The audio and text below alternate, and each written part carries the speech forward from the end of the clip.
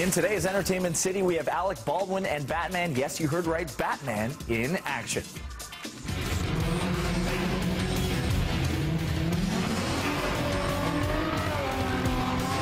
Spotted, Batman riding atop the Joker's Lambo.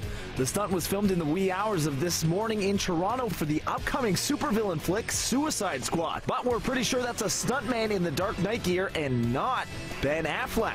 Yesterday, Entertainment City showed you the proof we've all been waiting for, the Batmobile on the Suicide Squad set, which confirmed rumors the Cape Crusader will be in the film. This is night 2 of 3 that Suicide Squad has taken over a stretch of Toronto's Yonge Street to film scenes for the blockbuster, which is set to hit theaters next August. Easier than it looks. That's what Taylor Swift has to say about her music career.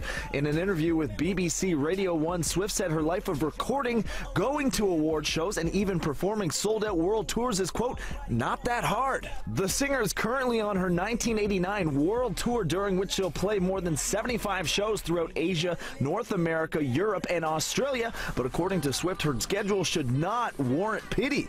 She says it's, quote, made out to be harder than it is. Either way, Swift's work ethic has made her the youngest person on Forbes' list of 2015's 100 most powerful women. She comes in at number 65, while City's Modern Family star Sofia Vergara is at number 57, and Beyonce ranks in at number 21. Keira Knightley is a mom. According to reports, the actress has welcomed her first child with husband James Wrighton.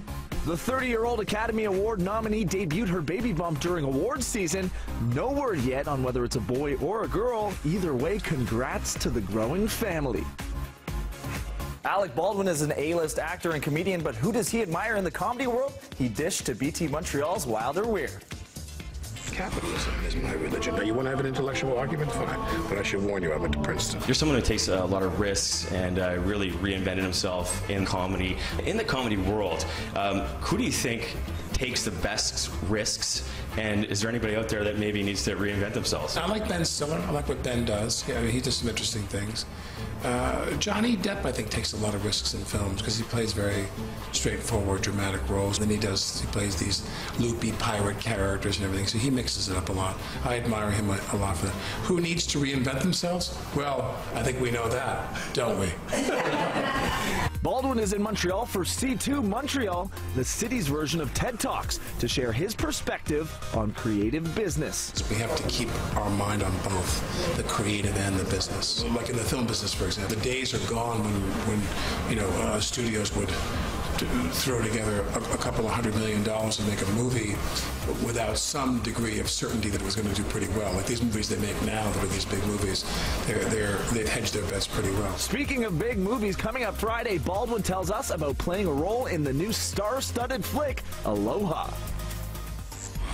And for all movie fans and binge watchers out there, big news. It has just been announced that Show Me is coming to all Canadians this summer. Following a successful beta launch, the streaming service will be available via any internet provider. Show Me is the only place in Canada you can catch Jane the Virgin, binge watch Modern Family, and catch up on the Golden Globe winning series Transparent. Plus, so much more buzz-worthy content. Show me what's good. And remember, you can always sound off on the day's entertainment headlines with us on Twitter @NCity.